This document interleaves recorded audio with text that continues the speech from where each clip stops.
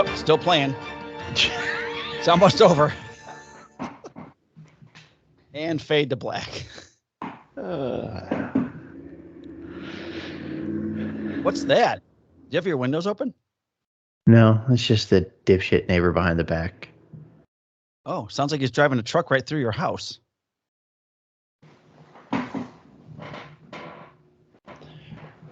I swear, I have the mic set up to where it's just receiving from here. Right. The window is there. It shouldn't get anything back there. It shouldn't do that. Right. That was funny, though. Yeah. All right. Are we ready? Why not? In 5.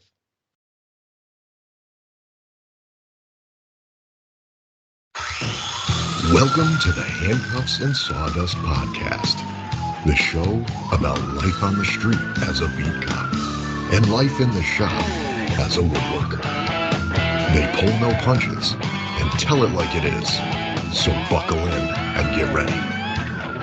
Now, here are your hosts from Marazzo Woodworking, Mike Marazzo, and from Full House Woodworking, Brandon Silvera.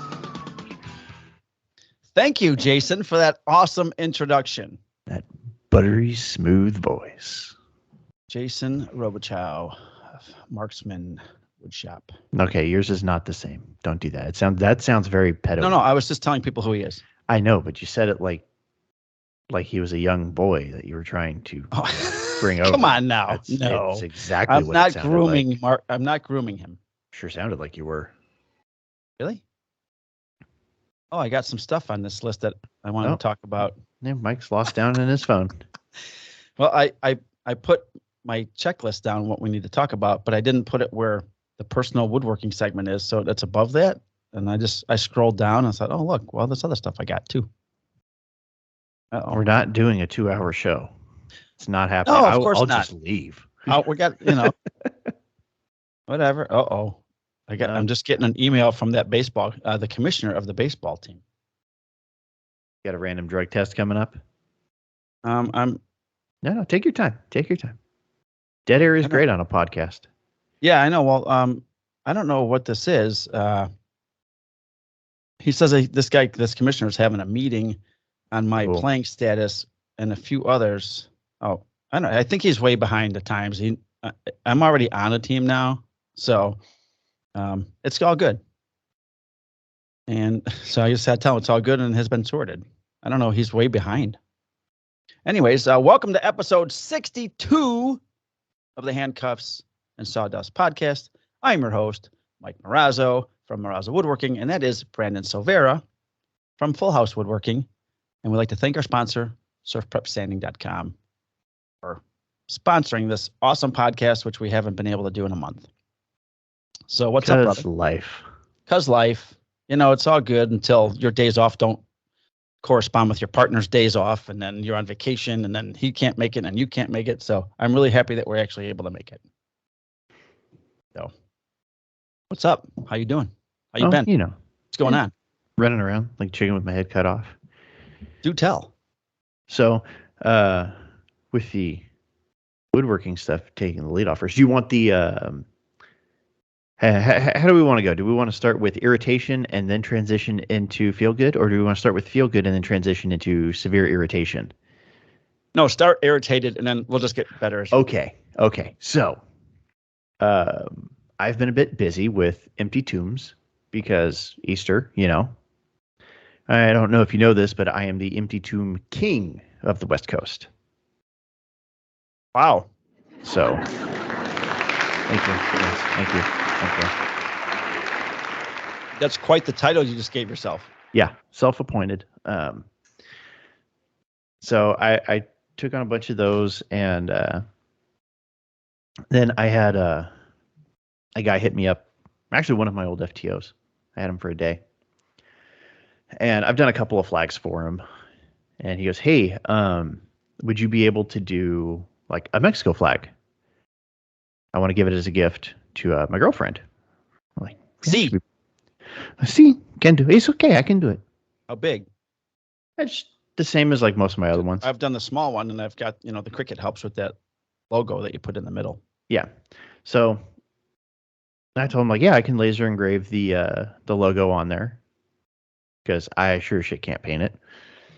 I'm not that talented, but a little bit of a shame on me. I should have specified that I can't do the color because there's like fading and all kinds of extra. You could have. Oh, when you laser it. Yeah. Okay. So I was gonna say you could paint it instead of stain it. And if I were to paint that logo on there, that flag would No, cost... paint the flag and then burn the logo. Yeah, so that's what I did. Is I painted the flag and I burned the logo in. Okay, but I can't like paint. Right. No. That right. eagle and snake thing. Yeah. So I do version 1.0, and shame on me, I used a different type of paint. Usually the paint that I use, the MTN94, within 24 hours I can spray a clear coat and the paint won't wrinkle or anything like that. With the Rust-Oleum high gloss enamel, you have to wait 48. So I go to spray. When did you find this out? After 24 hours? After 24 hours when I was spraying clear coat on it. And Mother. Yeah, that's about what happened. Like, God damn it. I'm like, all right. So, hey, dude, I got to redo this. This is not, it's not, what the fuck are you doing? I'm listening. I'm looking for something I wanted to show when the woodworking segment comes up. So I tell him, look, dude, it's no good. So let me refire it and it'll be ready end of the week. So did he have a deadline? Yeah, he gave me like no notice. I told him like I'll try, but okay, then it's fair. Wait. Yeah, like I'll try, but and so I refire it. I mean, the paint is as good as I could get it. The engraving came out beautiful, and version 1.5. Like an idiot, I didn't just set it to 2 passes. I went 1 pass and I was like, okay, I'll just keep it where it is. Give it a little squirt of water, wipe the soot and stuff off of it, and then just go round 2. Well, when I was wiping the stuff off of it, it shifted like a millimeter. The ghost image? Yeah. So redo that one again. Get it number 3. Yeah, get it all done, put together. And I'm reasonably happy with it. Is it perfect? No, I have yet to make anything perfect. And all I said, I'm really happy with it. Drop it off. And I get a text like 2 days later. He goes, hey, dude, kind of disappointed. I thought the image was going to be painted and there's some visible flaws in the paint. I'm like, wow. Okay. I'm like, look, dude, I'm sorry you're not happy with it. If you'd like, I can...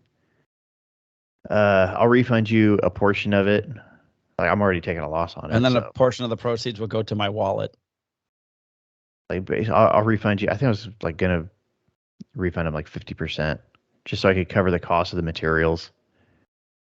And I'm like, I'm sorry. I don't know what else to tell you, man. That's the best I could get it. After trying numerous different ways, so sad. He's like, no, I'll just take the loss. It's not, basically what it was, no, I'm just going to take the loss. It's not good enough to give as a gift. Oh, well. I'm like, you know what? Yes, that is a Mexico flag. It's really shiny. So yeah, it's before I had a photo booth.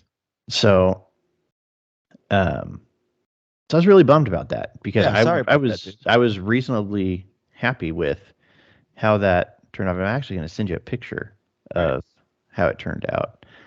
And I've done like 2 or 3 flags for this dude. So I have decided that I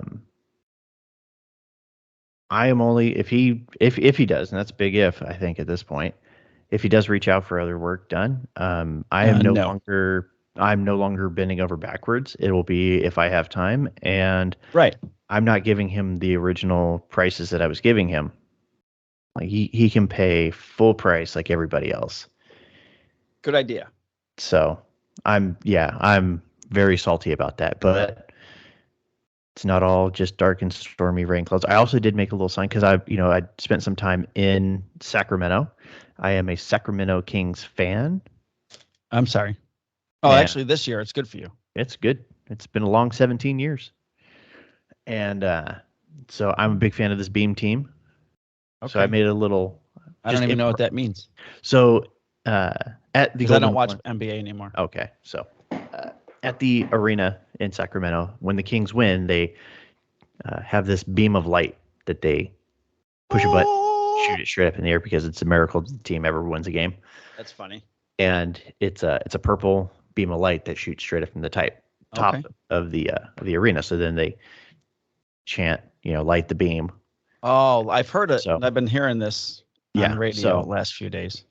So I made a little sign, and it says home, but the O is the Kings logo with SAC in it. It says home is where you light the beam. And then there's a picture of the Golden One Center with the beam going up. Where is this? I can see this. I think I don't know if I posted it as a story or what, but you know what? Dude, I think this flag looks great, by the way. Thank you. I thought it was pretty cool, too. This guy disagreed. You want me to send you that from a Cricut, and you can just put it right over the laser engraving, and it would look just like the actual logo? No, you can kiss my ass. Okay. That would require doing more work. I sent you pictures of my motorcycle. I saw. So I just sent you a picture of the sign I made. It was just a little it was the same day I was super pissed off and I was like, I need a win. I just need something to make me feel better. So I did that. Oh, that looks cool, dude. So that's all purple lights behind it when you hang it on the wall. That's what I was thinking about doing is usually because I have that other light strip. I haven't put it on anything. So I think I might do that, like put a little spacer around the back of it. Cool. Make my actually might just make the frame a little wider, and then because recess because then it'll hide it in the background because I want it to come out from the back. So either way, neither here nor there. So then the following day, I did something pretty awesome, or at least I think it's pretty awesome. And it's going to be super fun. So it's going to be like how the kids, when they sign their college letters of intent, like put their hat on at the place where they're going. Yeah. And then they fake people out and they put one on and they throw it aside and they put another one on. Yeah. Yeah. So we'll see. Okay. He's taking off his headphones. He's leaning down. He's putting on some type of a hat. Oh, it's a Workbench Con hat. I'm going to Workbench Con. What? Whoop whoop. Get out of town, really? Ticket purchased. Yay! I don't know when they announced the rooms are opening, but I think the hotel rooms are already blocked off and will be good to go until February. Oh yeah, because I gotta order my room ticket or whatever you call book a room. So let's see here. Congratulations! There are 4 more days to get the early bird pricing. Oh, then I'm going right now because we're gonna check in early. Actually, $100 off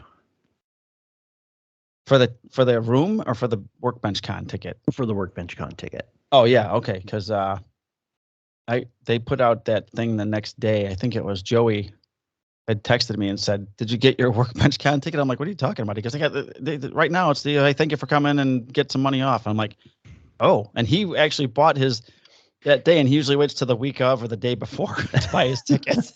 I'm like, wow, you really are excited. But yeah, that's awesome. I got to book the room. Yeah, I'm so excited, dude. I still got to book my room and get my flight, but I'm so happy for you. Every now and then, Annie pushed me to it. She was like, "No, you're going this year." Like, okay. Ouch! That's my arm you're twisting. So I'm super stoked about that. So I will get to see everybody. High fives all around. And that I can't wait. I'm so excited. That's like even good news for me. I gotta take this beanie off because it's not exactly cool here warm today. Yeah. That's great, man. Yeah, this is a great Workbench beanie from Carhartt. That I sent you because I had 2. Yeah. That hat's so warm. Holy crap. Yeah, I don't know if had you'll it ever on for use like it in 2 California. minutes. Yeah. Oh, I'll use it. I hate Okay. being cold. Oh, all right. Well, this was fantastic, and I'm really hoping that to book my room soon. And I forgot about getting airfare, already. But did I tell you the Kim workbench story? No, she doesn't listen to the show, I so don't know, it's maybe. pretty Tell me that safe. she went. No, I mean for this coming year, Oh, no. next year. So anyone listening, don't tell Kim. She doesn't listen to the show, so I'm safe.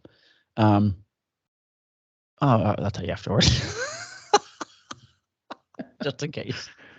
I don't trust the 3 listeners we have. Someone's going to tell her.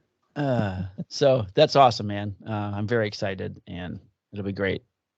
So Joey will be excited to see you, and hopefully we can get David Franklin out there one of these days, and you can see everybody else that out there. So I got to go, when we go out there, I got to find me one of the Atlanta Braves City Connect hats. Those things I like those. There's a in the Battery there where Joey keeps taking me, right where the Brave Stadium is. Yeah. There's all these stores. We actually went into the Brave Stadium store to buy stuff. I had to buy a Brave shirt because I only packed like 3 shirts. I needed 4. So I underpacked and I needed a shirt for the 4th day. So I bought a Brave shirt, but they had some really cool hats and all kinds of other cool stuff there. So you'll be able to find, I'm sure, whatever you need.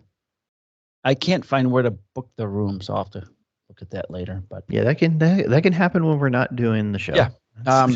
So whatever. That's cool. What else you got? That's pretty much it, man. It's been a lot of empty tombs, and I did another badge plaque this time for a sergeant. So it's been just a lot of that stuff, and then playing around with the laser and then Little League, pretty much full tilt. So Etsy has been good with the empty tombs, but that's about it. I guess for next Easter, I should probably make some of those. Don't you come in on my turf. It's collab. It's not competition. It's what do we say in our business? Community over competition. Community over competition. Thank you very much. Yeah, screw that. I won't make them nearly as nice as you do. Mine will be all made out of walnut and stuff. You won't even like them. I made some out of walnut. I know. Did you get feedback from Hannah? Yeah, she loved them. Okay, cool. I hadn't seen anything, so I didn't know. That was the most apprehensive. She posted something, I think, just the stories, but that was the most apprehensive I've been in a while. Well, it's kind of nerve-wracking, right? So here's the funny story. There is a funny story with it. I forgot it's been that long. She bought 3 of them, 2 out of walnut and 1 out of pine for a family member that doesn't appreciate walnut like we do. He's an alien. Yeah. So I needed a bigger box. And I couldn't find a box big enough, and I got my dog barking and my 3-year-old yelling at the dog, like trying to get him to calm down. It's a shit show over here. I got one kid getting over pink eye, another kid with pink eye. I know it's going to probably end up over here at some point, so it's just so the only box I had, I bought one of those Ryobi like 3-gallon vacuums. So I had the box for that, and they fit in there perfect. See, it's good to save your boxes. Yeah, so I put them all in there, packaged it all up. I actually used a lot of the internal packaging from your package that had the Workbench Con stuff. Okay. So box it all up and ship it off. And after like 4 days, Hannah sends me a message, and she goes, "Hey, I'm not trying to be a pest, but any idea when that stuff's going to get here?" And immediately my heart fell out of my butthole. Yeah, right. You're like, wait a minute. Like, it should have been there like 3 days ago. So I pull up Pirate Ship, and it says it was delivered yesterday. She's, that's weird. I'm like, oh God, what happened? Like, I'm double checking that I sent it to the right address. Yeah. And then it dawns on me, like, it's in a Ryobi box. Oh, she might think it's Tool. So I go, hey, not for nothing, but it's in a like Ryobi vacuum box. And she immediately starts laughing. She goes, I was wondering who ordered Ryobi to the shop. When we clearly used Milwaukee or whatever. Yeah. So she goes, it's been sitting here for like 2 days. Since she opened it up, she's like, "Yep, and these are it." So we had a good laugh about That's that awesome. for a while. So they're like, "There's a Ryobi box there. No one wants to open it." Yeah, if you look at the label, it says from Full House Woodworking. Maybe next time I'll just throw a sticker on there or something. But that gave me a good laugh after a small heart attack. Yeah, I would be freaking out. I was like, oh God, no. Ah. Yeah, that's pretty much it. What have you been up to? I'm going to tell you about just two real quick things. I got called by my city where I live to do an interview. So for the evidence custodian position that I put in for when I was still on nights, they took 135 applicants. Are we switching to? No, this is just personal life stuff. Okay. I'm not going to do this in the law enforcement side. So anyways, I've gone on 2 interviews. So they had 135 applicants. They picked 13 people out of that. I interviewed. And then they picked the top 3. I just interviewed. Supposed to hear something today or tomorrow. Now I'm like, talking with my buddies at work yesterday. I'm like, you really want to work more than 12 days a month? Now that you're on days and you have like 10 weeks of vacation, I'm like, no, I don't think I do. But when we get to reading the names of the officers who were murdered, I might change my mind. So I've had that been going on. I got an order for now, I want your opinion on this, and I'll find out really soon if this is actually real, but I don't think I've spoken to you since this happened, but a guy who's an artist he reached out to me in an email, says he loves my work, whatever. He wanted pictures of tables I've built. I've made one maker collab 3 years ago, or the first maker collab, whenever that 4 years ago. So I didn't understand where he was coming from. So I'm like, oh, well, I haven't made any tables. If you can just tell me what you're thinking about, I'll let you know. I'll get you a price. So anyways, this guy wants a solid walnut dining table, 72 by 40 with steel legs. So I'm like, okay, let me get to work on a quote for you, So I shoot over to Great Spirit Hardwoods, which is by me, and I walk in, and it's a fantastic place. They also do milling, right? So before I went there, I looked on their website, and they build tabletops. They also do like live edge tables, all this stuff. But I've gotten all my hardwood there. So I walk in, and there's some young guy, and he's in the front part, and I said, hey man, I need a price for this stuff. I need a price for enough board feet of 8-quarter walnut to make a 72 by 40 table after it's milled down to 1 3/4 inches. He's like, all right, well, it's kind of hard to give you that price. You have to hand pick the boards, whatever. They come in 120-inch lengths only, and each board's 6 to 8 inches wide. So you might need 6 boards, might need 7. I said, all right, well, I see that you guys make tabletops. He's like, yeah, we do. I go, how about you give me a price for making the tabletop? I'll just flip it. And he goes, oh, yeah, don't tell, when I take you back to get your prices, don't tell the lady that you want to do that, because they don't like when that shit happens. He goes, just pretend it's for you. I'm like, okay. Done. So we go back to meet the lady, the woman who runs the store. And I tell her, this is what I'm looking to do. I've got all the machines. Can you give me a price for just the rough lumber? Or they can also surface 4-side, and mill it down. They've got planers, and they charge like by the minute, whatever their tool is running. And then for making the top, all those 3 prices. She's like, okay, I said, my wife, she asked me, why don't you make this table? You've got all the machines. And I'm like, I don't have enough time, so I might have you make it for me. She's like, okay. So she sends me an email to make the tabletop. And at the same time, I'm waiting for this guy to get back to me. Now, I've never met this guy. It's been via email. I looked him up on Google. He's got an art gallery in Chicago and an art gallery in Florida, supposedly. I'm going to do air quotes because we're cops and we know how this shit goes. And then I asked him, what's your budget? He said $7,000. Sounds about right. Maybe a little bit low for that kind of a table. He wants the steel legs that look like 2x4s, but they're steel, the U-shaped 2x4 looking steel powder coated legs. Like, all right. So I start looking for those. Rockler has them. This place has them. So I'm looking at that, trying to do and I text them or send them an email. I'm like, while I'm waiting, how am I going to get this to you? Where's it going to be delivered? How's it going to be delivered? And he goes, I'm having a house built in Canada. My budget's $7,000. My timeline is 5 to 6 months because I told him this is going to be a minimum 8 to 12 week job for me. He's like, okay, no problem. And he goes, I'll send a shipping company to pick it up from your house or your shop or whatever. So you don't have to ship it anywhere. I'm like, okay. So I start typing in all the numbers. Get an email back from the hardwood company. They quote me doing the tabletop with no finish on it, just raw, all together, finished, just no finish on it. So I can apply the finish myself. Like $2,340. If I were to buy all the lumber, about $1,200.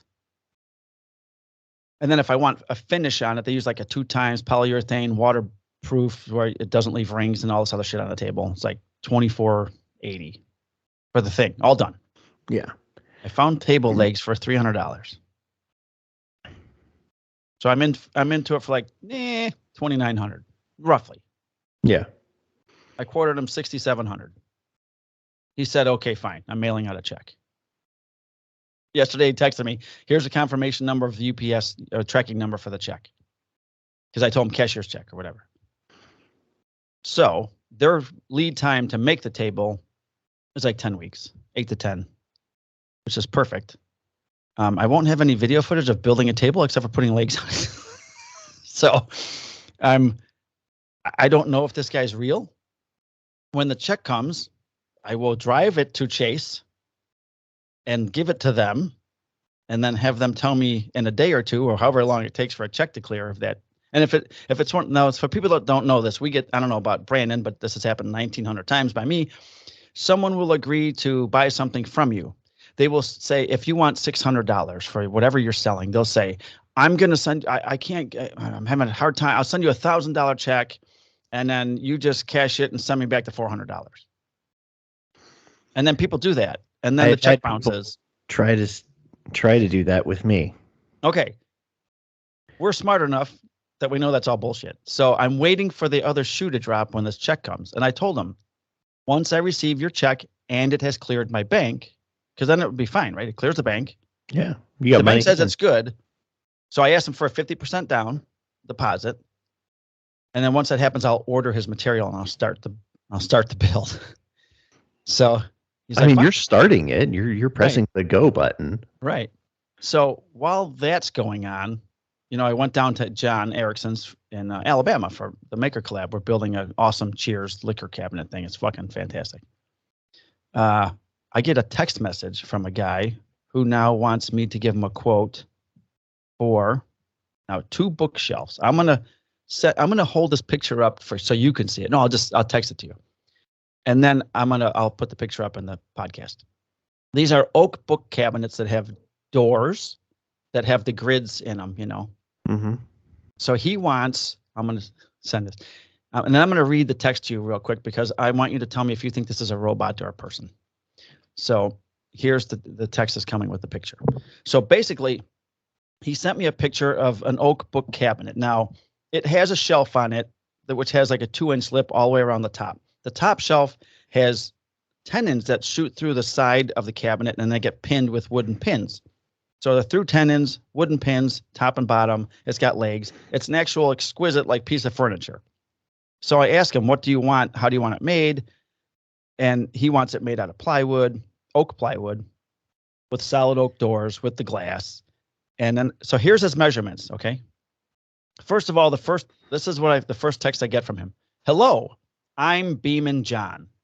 Beeman, Beeman. I'd like to know if you're available to do woodworking. Really loud, capital letters, question mark. Kindly get back to me, thanks. I answer him. And he said, I just bought a new house, so I will like to know if you can make bookcase, and I have the sample of the bookcase to be made. Maybe he doesn't speak English as his first language. Actually, I got your contact online with a good recommendation that you're good in woodworking. That's why I text you, and I so much believe you can do me a perfect job. Not off to a good start. Nope. This screams. I said, where do you live? He's like, Hinsdale, which is a very affluent neighborhood out here. Okay. Big money. What's your time frame and budget? I said, I'm currently booked for the next few months. Please send me some photos of what you have in mind. He sends me that. Okay. Did you get the picture yet? Yes, I did. This is. Okay, hold on. It gets better. Well, he didn't tell me who exactly recommended me. But here, so I just sent Brandon a picture. I'm going to put it up right here on the video so you can see it. Here's the description. I want the height 88.25 inches. Brandon's face. 88. 88.25 inches tall. 47.5 inches wide. 11 inches deep. So he wants his son of a gun. Two. He wants two of them. 7 feet tall. Yes. By 4 feet wide. By 4 feet wide. Two of them with, it says the bookcases and protrusions, what I don't know what the fuck a protrusion is, will be 1/2 inches thick oak plywood materials, which I think's not heavy enough. It should be 3/4 inch oak. So let me know how much that will cost for 2 bookcases. I'm like, just so I get this straight, my next text to him was, you want the cabinet carcasses made from oak plywood, the doors solid oak with glass and grids. Yes, that's correct. And I'm Beeman John. Get back to me with estimation cost so I can proceed to make upfront payment for the work. Okay, I'll be in my shop. I'm on vacation. I'll be in my shop in a week and I'll give you that. Work on that. So I finally work up a quote. I go to a glass place where I work as a police officer. There's a nice glass shop there. They tell me for what I want to do, I need 4 sheets of glass, right? Because there's 4 doors. Each door is going to weigh like probably 30 pounds. I need 4 hinges, pounds. Right? I also told them, if you look at the picture, there's a locking mechanism for the door, like handles and stuff. I don't do locking mechanisms. You know, we'll push lock or magnet close, but I'm not going to do a locking mechanism. I said, I'm working on your quote and looking at the photo. I have a few questions. Will these bookcases sit flush on the floor like a cabinet with a toe kick, similar to our kitchen and bathroom cabinets? Or do you want legs? Do you want the top to be flat? You know, like a cabinet? Or I said, I can't imagine you're going to have something to put on top of an 88-inch cabinet. Are these going to be built in next to a fireplace, one on each side, or another part of your house? Will it be built in? And then I don't do locking hardware, and I just deliver it. I don't install. So, and I suggested 3/4 inch carcass instead of 1/2 inch. And he said, yes to all. So yes, it's built in. They're going to be built-ins with a toe kick, like a cabinet. What a huge, no, that's okay with no locking mechanism. So I worked up a quote for this guy. And on Thursday or Monday, I said, okay, I'll get the quote to you by Wednesday. Wednesday, I text him, your quote's ready, but I want to email it to him because I have a whole form that I do and it describes the whole job and what I have to do and all that stuff. Nothing. Saturday, I text him, hey, waiting for an email address so I can send you your quote. Now it's Monday. Nothing. I quoted him like $4,700, which I'm still thinking was too low. I would say so. But to the formula that we use, it's actually a little higher than I would normally do. If it's 2 carcasses that happen to be that huge, that's one, the doors are going to be the biggest thing where I have to mill the doors and then make that lattice, the cross, which I've never done, which is just a bunch of half lap joints, and then use dominoes to secure that to the door frame. And then the glass guy said I would give them the doors and then they silicone the glass on top of the lattice and in the rabbet, that you put for the glass. And I said, that's it. You just silicone it in there. He goes, yeah, it won't come out at all. I'm like, oh, okay. So the doors alone, the glass for the doors is over $800. Jeez. So I'm like, so I'm waiting to hear back from this Beeman John, who I think is beaming full of shit. But with those 2 jobs, that would have been a nice year. That's a year of sales and 2 jobs. So, and then one last thing with the woodworking stuff. I had a company I just saw on Instagram. They reached out to me called Diamond Life Gear. They do like wall storage stuff, kind of like slat walls. Mm-hmm. They've got all their bins and stuff like that. So they reached out to me the other day and asked if they could work with me and send me wall storage stuff. And I'm like, yeah, I sent them a picture of the wall over one of my benches that has nothing on it. It's just all blank concrete. And I can actually put it right there. There is a piece of conduit and a box in the middle, power outlet box. So if I can get 2, like 3x4, yeah, I can put them one on each side. But I'm waiting for them to get back to me. I asked them if they need measurements and stuff. They said, yeah, it looks like it'll fit there. Well, I know, but I just need to know. Oh, look, I got an email. You can't see it. It's from the guy, Tom Fedro. He might be listening to the podcast and just realized that I'm really going to milk him out of $6,700. I received a notification that the check has been delivered to your given address. Have you received it? So I'll have to run outside and check. Because if it is, I'm running right to the bank after this on my way to deliver this bottle opener it was an order on Etsy. So the last thing I got for woodworking is I got this Etsy order for this Punisher bottle opener. And I thought I made 3 blanks. Okay. At the same time, since I had to make this one with round over corners and the holes in the back, I thought I would make 3 blanks. So I have 2 ready to go for the next bottle opener orders. And while I was doing that, I always take a piece of scrap wood when I need to set my round over, as everyone does. And I set it with this piece of scrap wood to make sure that it's the right height. The piece of wood I took was this size. It's, I don't know, 7 by 3.5, maybe 3. Did the round over on it. And I'm just looking at it and I'm like, man, this would be a cool miniature bottle opener, right? Because it has a round over on it. So I painted it at the same time I painted this. Now, you were talking about paint problems. I use Rust-Oleum 2X until I get that other good stuff that, like, what's his name uses for it? Is it the N64 or 94? The MTN 94? Yeah. So I use 2X Rust-Oleum. So I paint it one day. It's usually if you recode it in an hour, it's fine. But if you're going to recode it anytime after that, you have to wait 24 hours because the thinner and the paint will destroy your paint. So I painted it, and then I was going to wait a day. Then I was going to put the masking on it and engrave it. I go 2 days later, 48 hours later, because there was still some side on the side here wasn't painted properly. So I resprayed the whole thing. It's spider webs. The whole thing's spider webs.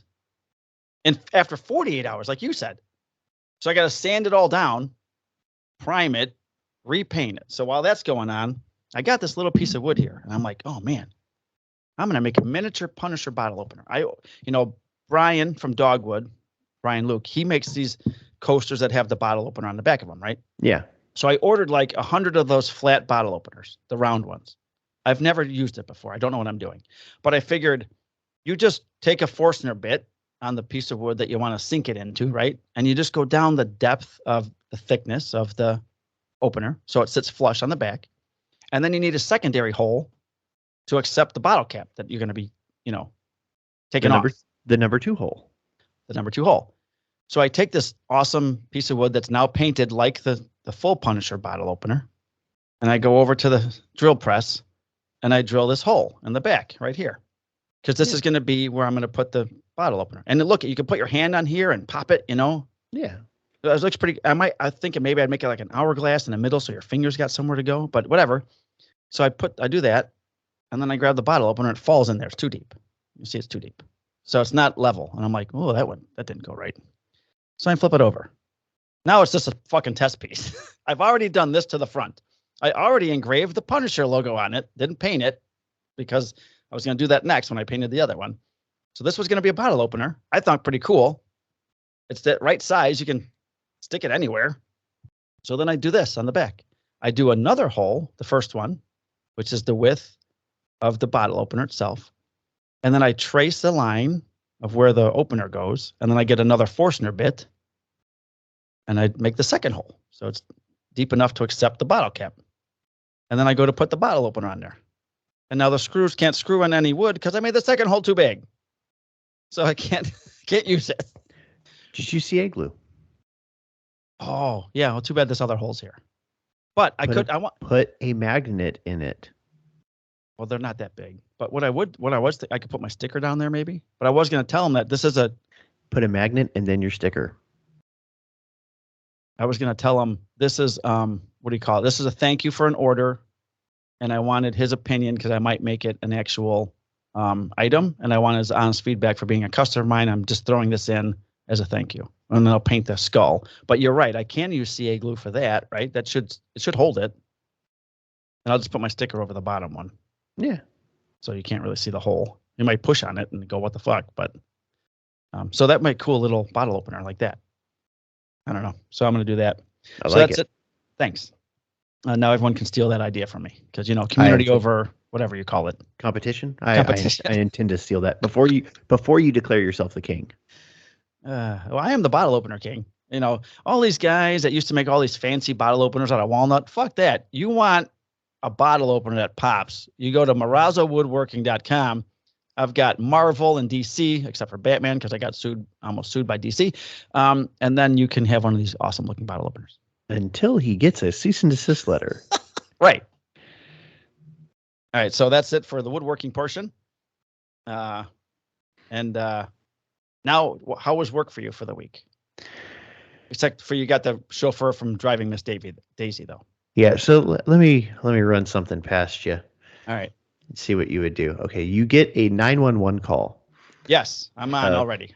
Of a male saying help, and then saying that he has cut himself on his hands, arms, and neck. Wait. Hands, arm, and neck. Hands, arm, neck. Okay. You arrive to the apartment. Does he have? You can see. Hold on. Let me give you the whole picture. All right. You can see that the window is broken but not shattered out. And inside of the apartment, you can see what you recognize as arterial spray. Oh boy, that's not good. Do you A, stand at the door and like in the middle of the door and set up a perimeter around the apartment? Do you B, kick in the goddamn door? Or C, do you just drive away? Mike, thoughts? Where am I in my career? Like right now? Just almost 25 years? Because that might make the difference. At any point in your career, what would you do today? All right. So he called 911. He cut himself. I'm kicking the fucking door in and going in to make sure that the guy's alive and it hasn't been murdered by somebody and then you go in tactically thinking you might have to shoot somebody when they come at you with a knife. Yes. All right, what did you guys do? Okay. First off, we were handling another call when this call came out. Okay. And at the first chance we got, we bailed on that call and then zoomed across. At that point, by the time we land, this call units have been on scene for probably about 5 minutes. Oh, okay. They have broadcasted that there's a good amount of blood inside of the apartment. They can see the blood through the window. They can see through the window. There's blood on the window. Oh, good. Nice. Okay. By the time we get there, the senior guy that was with the two younger guys big dicked them and said, no, we're not kicking the door in. What? I land there. I take a look in there. I go, that's arterial spray. This dude's dying. I go, get me a fucking tool. Tool? You got 2 tools, one on each foot. Yeah, they like us to. Well, I mean, we had the fire guys there, so I'm like, bitch. Oh, they're there. Yeah. Door spreader, you're in.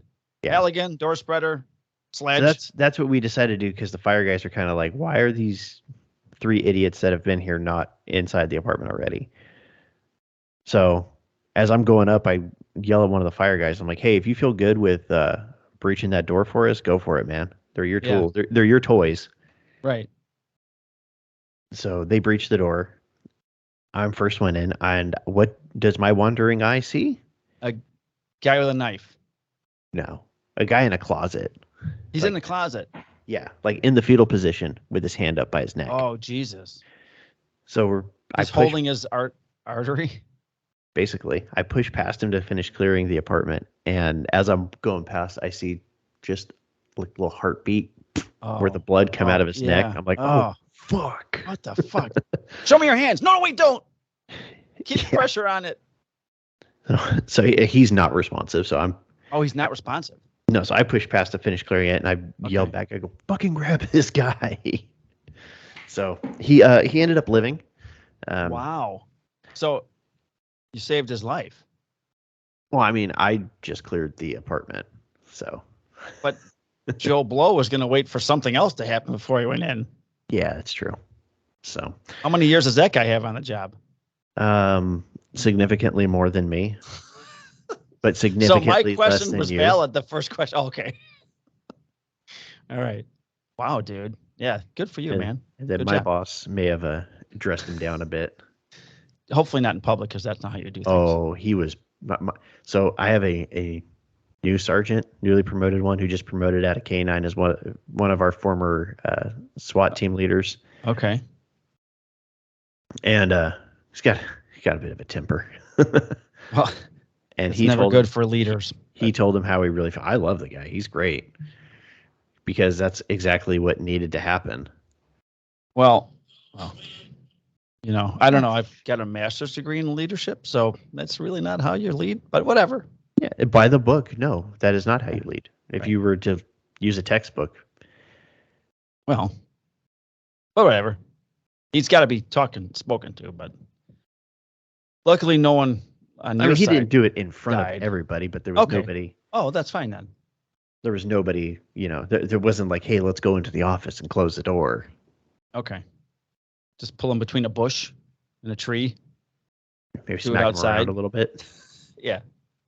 But yeah, because if that dude had died, that's that's not good. Huge liability. It's not good for any of us. Like anybody attached to that call was going to get sued. Yeah, that's not good at all. So that was a close one. You either drive by because you don't want to be sued, or you get out and kick in the door. Like, yes.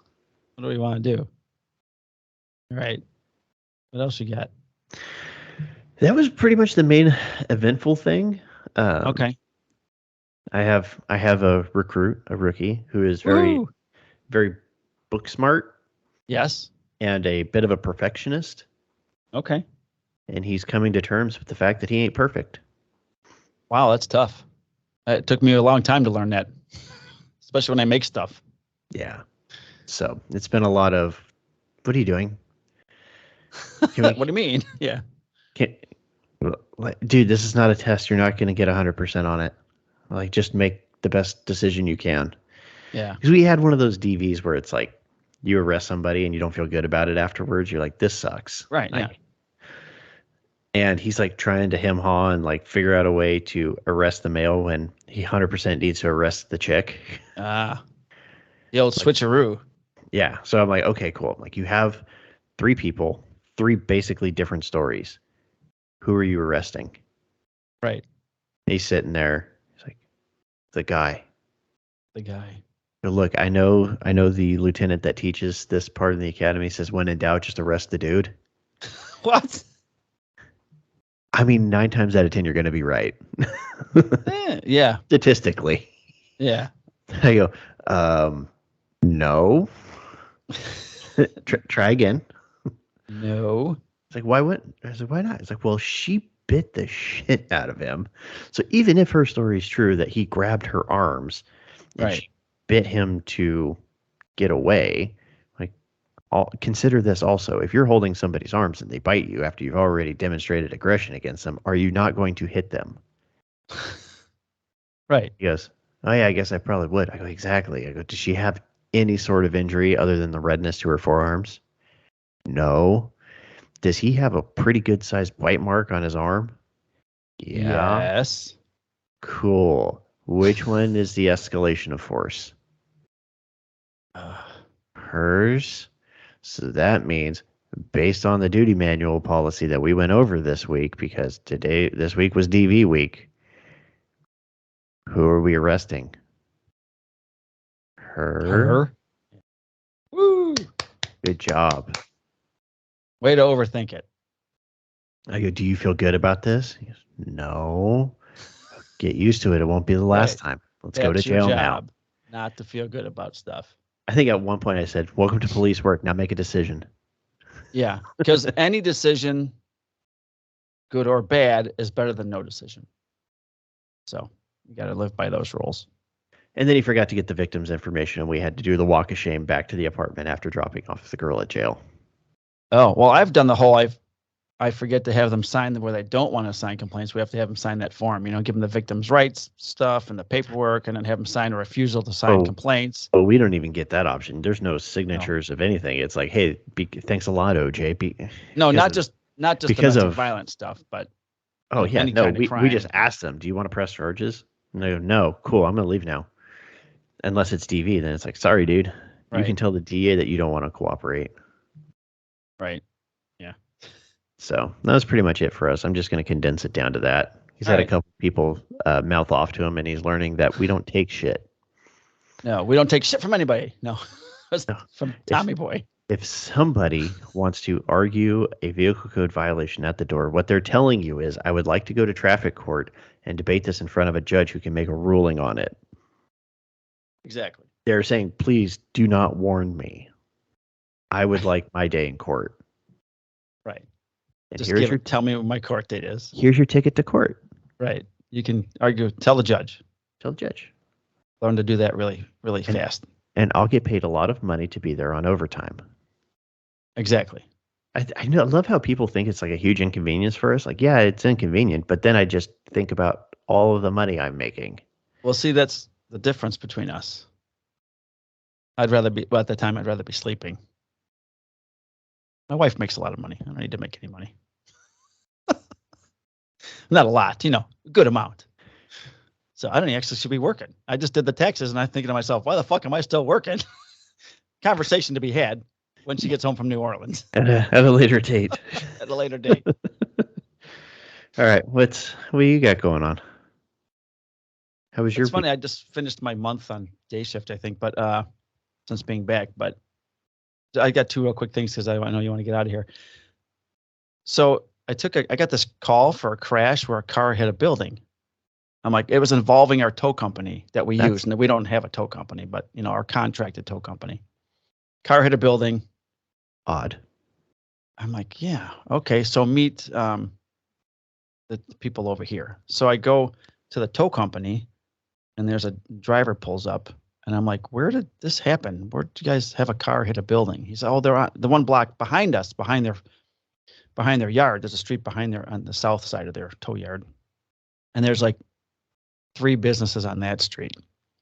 So I shoot over there around the block, and I see our buddy Troy drives a tow truck for them. So Troy's out there, and he like, hey, Troy. He waves me over, and sure enough, there was. All right, their tow yard is at the far west end of this half a block long street, and they're on the north side of the street. So they can, when they have to junk cars, they pull cars off that side of their yard, so that because they got people coming in the front of the yard on the the north side where they're incoming. So they use that gate to tow cars out, and then they put them on those huge semi trucks that bring them to the junkyard. So they had an employee. I don't know if he's still working. Actually, this was last week. He could be fired by now. He took Troy's old tow truck, which is the old Scorpion Tail, and he was going to move a car from the yard around the block to the front of the building where their hauler was. He had never driven that tow truck and wasn't supposed to drive that tow truck. Apparently, it's hard. I don't know. I'm not a tow truck driver. So he hooks the car. They're coming east down the street. Okay. It's a simple, like, unmarked, like 2-lane street, like a side street. It's 25 miles an hour. He's driving eastbound in the right lane. Parked facing westbound in the left lane near a driveway. It's a Chevy Cavalier. Someone just parked it there for whatever reason. Just past that Chevy Cavalier is a driveway that leads to a warehouse overhead door, a big overhead like a dock door. And then there's the building and then the street, the T intersection.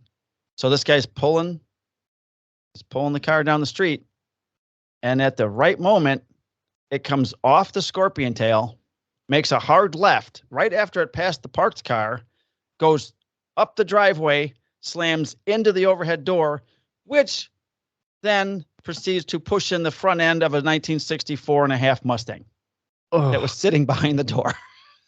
Just fucking crushes it. By the time I get there, the car's Shoot gone. him. Yeah, I don't even know what kind of car it is.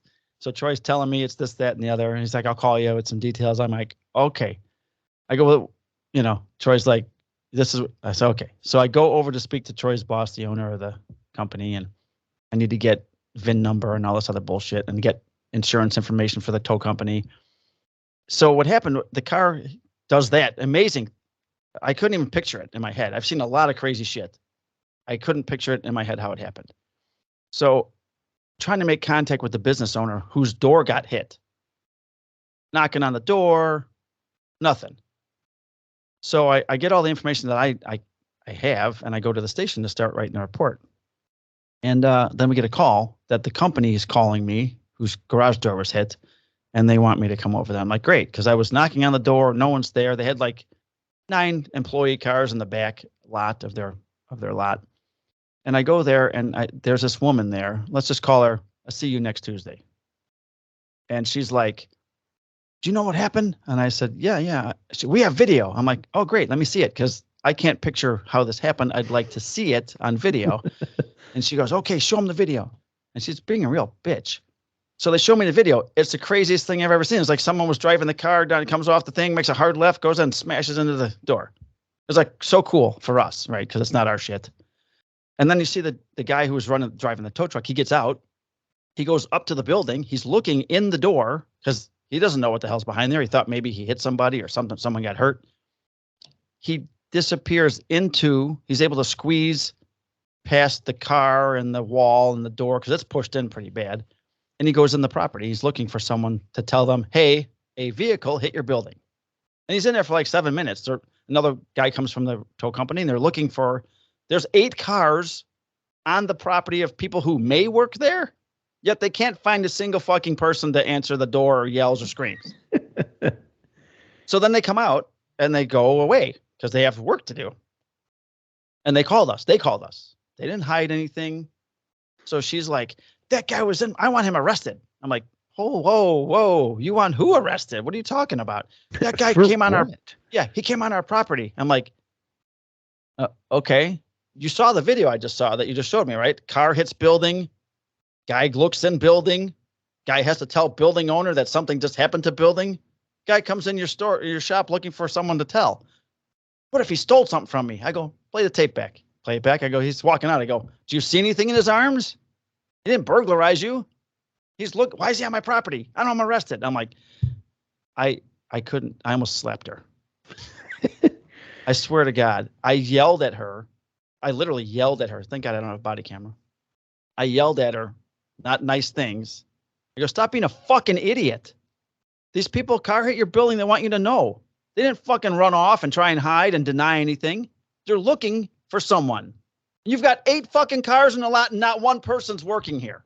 How the fuck are they supposed to know? I lost my shit.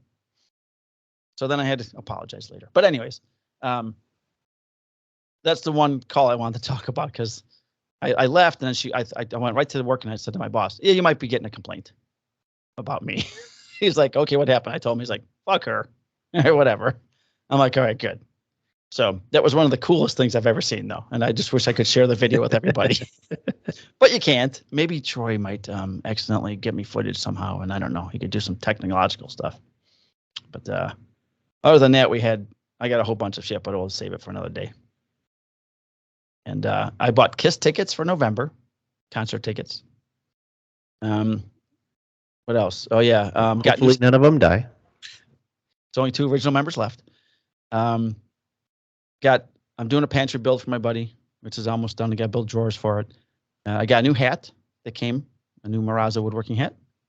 And the flags I made to donate to the Illinois Truck Enforcement Association. Mm-hmm. I had a refresher class on Friday. So here's one last thing. I told my boss, I need to go to this refresher class. I haven't done trucks in 5.5 years. Like 5 weeks ago. He's like, okay. He books the class. It was for Friday, past Friday. We worked Monday, Tuesday. So on Tuesday, I tell my boss, John, won't be here Friday. Truck refresher class. He's like, okay. So I go to truck refresher class. I'm getting ready to text. I'm getting ready to go to truck refresher class. It's like 35 or 40 minutes north of me, which is not anywhere near work. So I get a text at like 5 to 7. Are you working today? No. I'm getting ready to go to the truck refresher class in McHenry. It's not on the schedule. I don't know what to tell you, but I'm going. Now, I said I'm supposed to start a shift at 6:45 if I was actually going to be on the street. So before I drive 40 minutes north, you want me to drive to work and screw the, forget the training? No, just go to training. All right. I'm a patrolman. I'm just doing whatever I'm told. So I go to training. While I'm in training, the guy's teaching the class. He's a McHenry copper, and he sits on the board of the Illinois Truck Enforcement Association. So I asked him during a break, I'm like, hey, man, were you at the big conference that I was supposed to go to where I donated those 2 flags? And he says, yeah, I was there. I go, those 2 flags that were donated for a raffle? He says, yeah. I go, those are mine. He goes, oh, shit, dude, those are awesome. I go, thanks, here's my card. And then he goes, we raffled those, and we got over $1,300 for our police officer's family for those 2 flags. So I just wanted to let you know that they raised over $1,300 for those 2 flags. So it was pretty cool. And one of them they're going to re-raffle because they went to give it to this guy's family. They've got so much stuff. They're like overwhelmed. They're like, we don't know what we would do with that awesome flag. Can you just re-raffle it and donate it to someone else? So they're going to raffle it off again at like the next conference, I guess, and get more money for another family that's needy, I hope. That's awesome.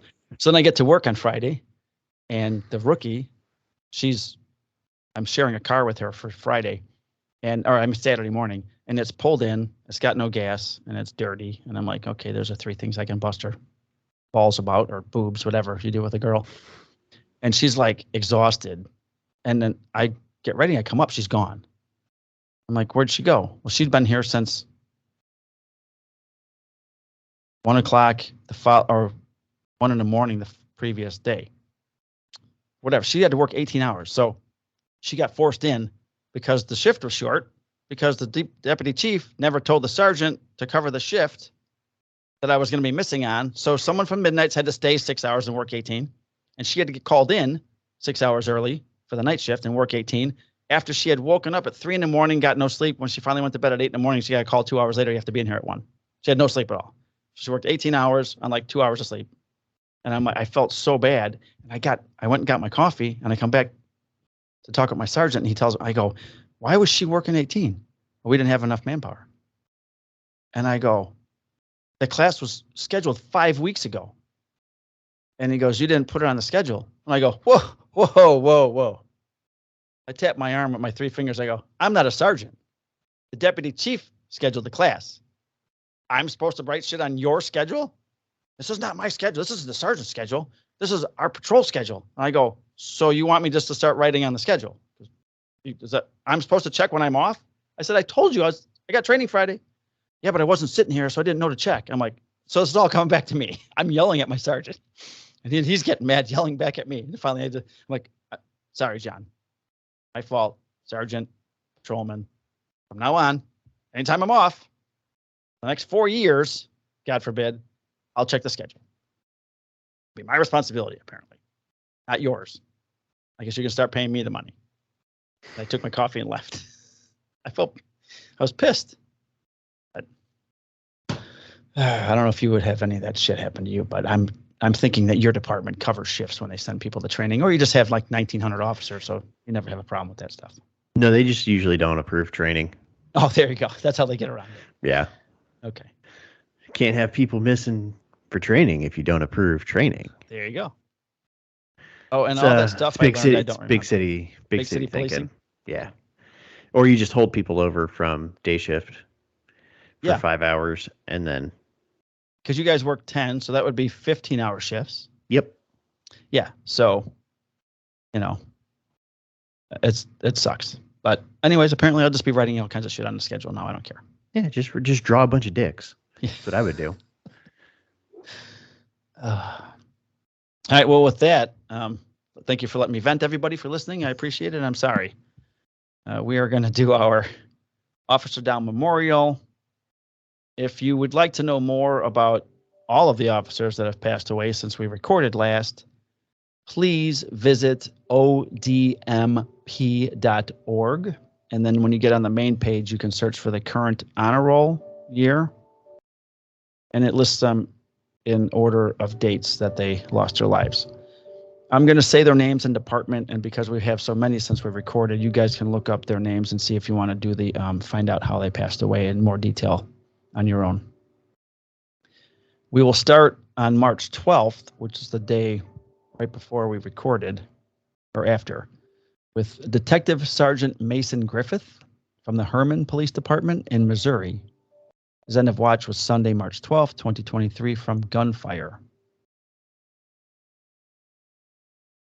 From Oklahoma County Sheriff's Office in Oklahoma, Deputy Sheriff Jeremy McCain, whose end of watch was Monday, March 20th, 2023, from an automobile crash. From the McAllister Police Department in Oklahoma, Patrolman Joseph Barlow, whose end of watch was Monday, March 20th, 2023, from an automobile crash. From the Baton Rouge Police Department in Louisiana, Sergeant David Poirier.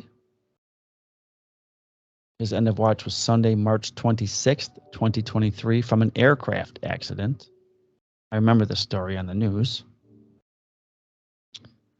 Along with him was Corporal Scotty Canizaro from the Baton Rouge Police Department. End of watch, March 26, 2023, from the same aircraft accident. From the Huntsville Police Department, which I was just down there in Huntsville, John was telling me about it, Police Officer Garrett Crumby. His end of watch was Tuesday, March 28, 2023, from gunfire. From the Springfield Township Police Department in Ohio, Police Officer Timothy James Unwin III. His end of watch was Friday, March 31st, 2023, from an automobile crash. From the La Fourche Parish Sheriff's Office in Louisiana, Detective Sergeant Nicholas Pepper. Detective Pepper's end of watch was Sunday, April 2nd, 2023, from a vehicular assault.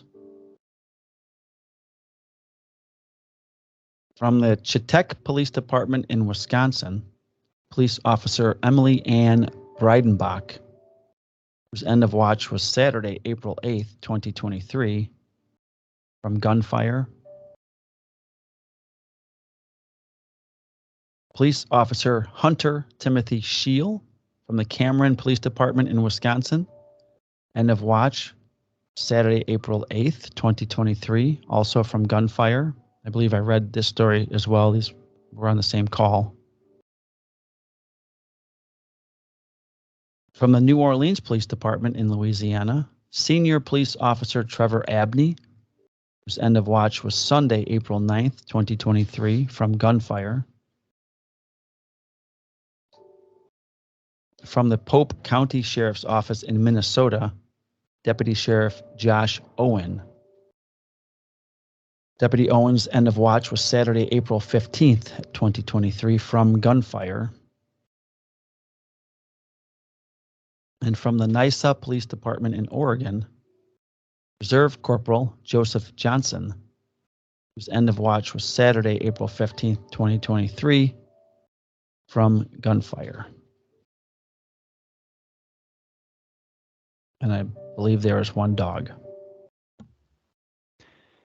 Yeah, 1 second.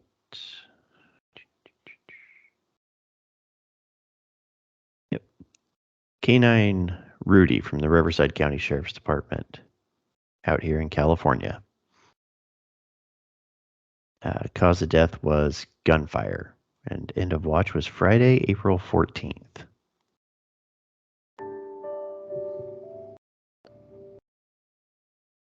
Man, it just sucks to end on such a horrible note. Yep, and we also have some late breaking news that's not much better. Okay.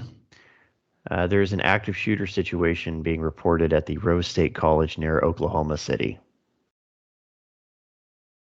No details other than them putting out a tweet saying to shelter in place and follow instructions from law enforcement. So, Wow.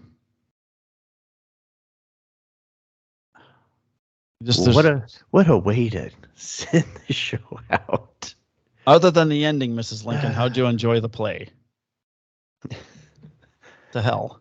I never saw it coming. So I get this big decision coming up if I get offered this job, right? And I think, I still want to do my law enforcement job. I'm finally on days. I love my guys. I love the job. And then I go, I'm 57. I'd drive 6 minutes to work and never have to see another asshole approach a dark tinted window, go on armed robbery calls. Yeah. I really don't know what to do. So. I don't know. Oh, I forgot to mention something. I am now an evidence collection car. Oh, excellent. So. Evidence collection car. Well, I guess the official title is Patrol Incident Crime Scene. You got a kit in your car and stuff? Yep, I got a fancy camera. I got a whole kit and a week's worth of training and a can-do attitude. Excellent. So did you do the 40-hour evidence tech training? Yeah. Yeah, that's all it is, and then it's a lot of practice. You can do some advanced stuff. I don't know about your guys, but we have advanced evidence tech stuff through Northwestern University that I went to. Well, I could do some advanced stuff if I decided to go into the crime scene unit. Yeah, but I'm sure you'd get extra training. But I don't think I'm going to do that because that's 5 years of just responding to homicides and officer-involved incidents and baby deaths. And not like taking bad people to jail. It's just documenting the crime scene. And I would rather be able to take the asshole to jail. Yeah, well, it wears on you. Yeah. That's 13 years I did that. Just showing up at homicides and processing dead bodies and babies and 7-year-olds and 12-year-olds and Yeah, not a fan of that. Surprised I don't have PTSD. It might get me later. They're just spicy memories. In my older age. Because most of the crime scenes I went on were a lot of the homicides were gang related. Yeah. So and they're all kids. And the kids, yeah. But the older ones, like the 30-year-old gangbanger who has the 2 guns tattooed on his back that says, "You got to pop me to stop me," fuck him. He got popped. He got popped. And the 2 idiots that did it that pissed on the building and left their DNA. Yeah, they got them too. So one of our most recent homicide victims, I arrested like 2 months ago. Oh, you did? When I had the British rookie that I got the gun for. Yeah. The guy that I was telling you had one hand, his nickname was Nibbles. Yeah, R.I.P. R.I.P. R.I.P. Did you pour some 40? Yeah, I went by the little makeshift memorial and did a little whoop whoop. Okay, nice.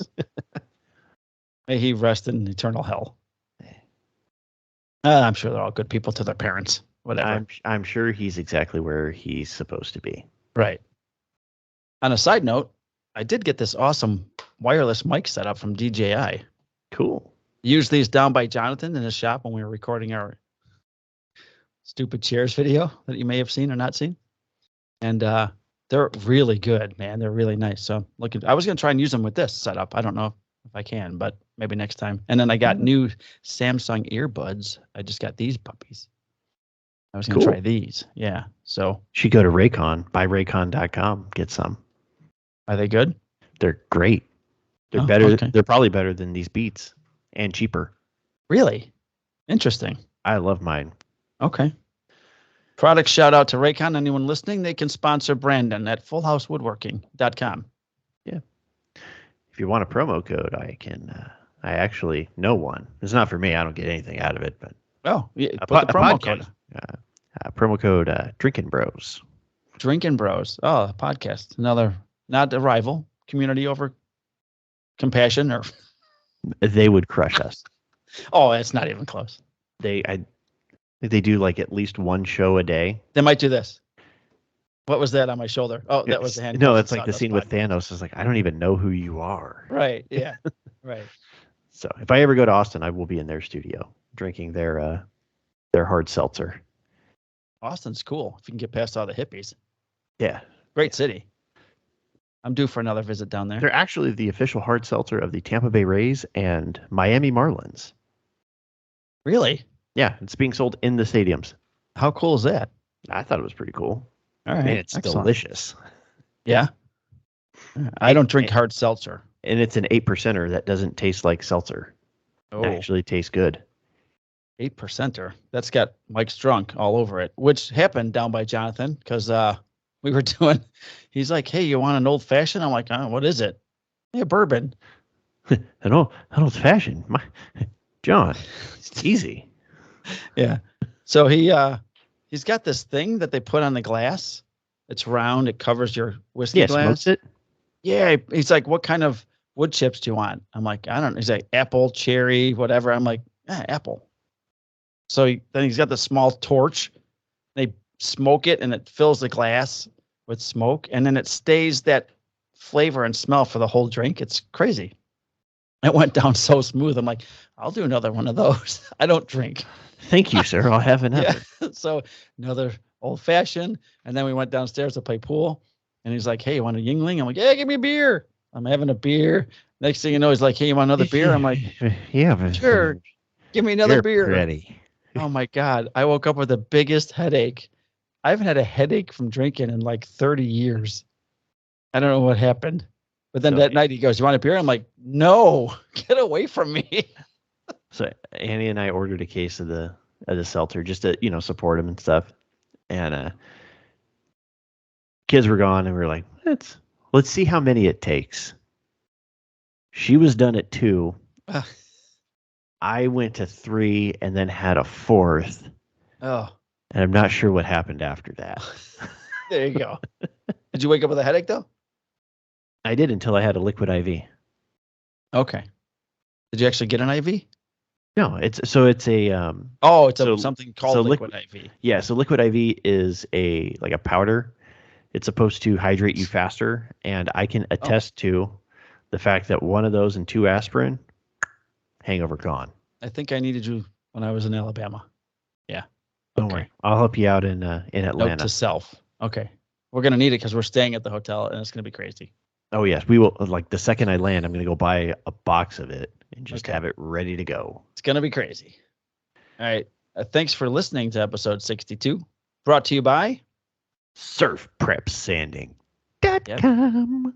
Yeah, baby. Promo code BOOK'em for 10% off. Gets you 10% off. The finest sanding system in the land. Sanding doesn't have to suck anymore, folks. That's right. Thanks to everybody over there for sponsoring yet another episode. It's the unofficial motto for Surf Prep. I've given it to them. I use it every time they post something about it. It's like, sanding doesn't have to suck. Try Surf Prep. Try Surf Prep. Promo code BOOK'em. 10% off. All right. With that, stick around, Brandon, because I got a quick story before we get off the air. Okay. And, we're going to go now. So thank you for that outro. Outro's going. The show. Life on the street. There it is. That's the intro. And life it's not the outro. As a woodworker. No, this could be the outro. 62 episodes. 62 times. Stay safe on the street and in the shop.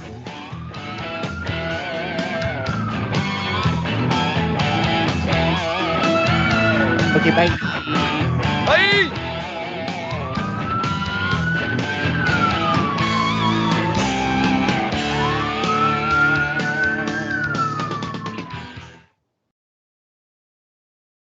Oh, yeah, let me stop recording so there's no evidence of this.